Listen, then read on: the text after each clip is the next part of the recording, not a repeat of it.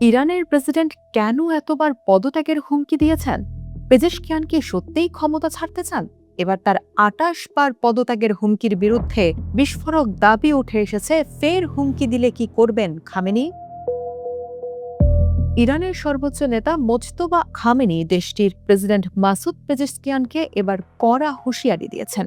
তিনি জানিয়েছেন, প্রেসিডেন্ট আরেকবার পদত্যাগের হুমকি বা প্রস্তাব দিলে তা সরাসরি গ্রহণ করা হবে।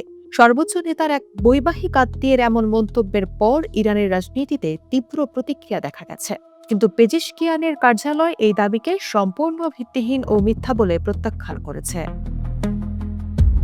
সম্প্রতি প্রকাশিত এক ভিডিওতে জ্যেষ্ঠ শিয়া ধর্মীয় নেতা মোহাম্মদ বাগের খারাজি মন্তব্য করেন, প্রেসিডেন্ট পেজেশকিয়ান এ পর্যন্ত মোট ২৮ বার পদত্যাগের হুমকি দিয়েছেন।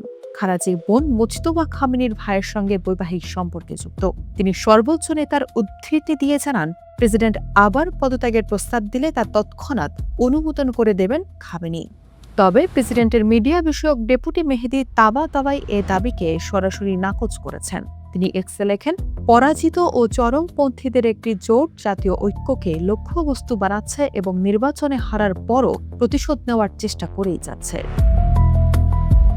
প্রেসিডেন্টের উপদেষ্টা আলী আশকর শাফিয়ান খারাজির মন্তব্যকে কাল্পনিক গল্পের আখ্যা দেন। তিনি বলেন, খারাজির সঙ্গে মোজতবা খামেনির কোনো বৈঠক বা যোগাযোগ নেই। তিনি আরো বলেন, ইরান যুক্তরাষ্ট্র সমঝোতা স্মারক নিয়ে ক্ষুব্ধ একটি মহল এই গুজব ছড়িয়ে যাচ্ছে।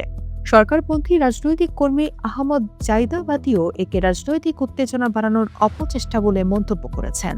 এছাড়া পররাষ্ট্রমন্ত্রী আব্বাস আরাকচিকে আলোচনা থেকে সরে না যাওয়ার সতর্কতাও দেওয়া হয়েছে বলে জানিয়েছেন তিনি। পেজেশকিয়ান সরকার ও উগ্রপন্থীদের এই দ্বন্দ্বের মূলে রয়েছে গত ১৭ জুন স্বাক্ষরিত ইরান যুক্তরাষ্ট্র সমঝোতা স্মারক। চরমপন্থীদের দাবি, এই চুক্তি খামেনির নীতির পরিপন্থী। তবে প্রেসিডেন্টের পক্ষ থেকে বলা হয়েছে, সিকিউরিটি কাউন্সিলের ৭৫% বেশি সদস্যের অনুমোদন ও সর্বোচ্চ নেতার সম্মতি নিয়েই এই পদক্ষেপ নেওয়া হয়েছে।